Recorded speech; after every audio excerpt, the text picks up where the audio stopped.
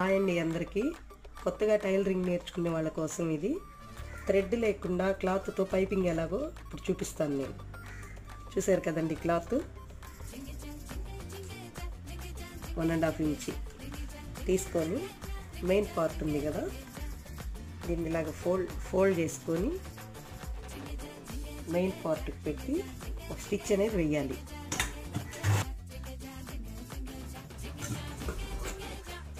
చూసారు కదండి,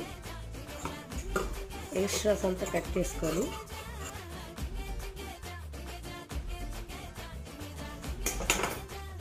దీనిలాగా ఒక స్టిచ్ అనేది వేయాలి.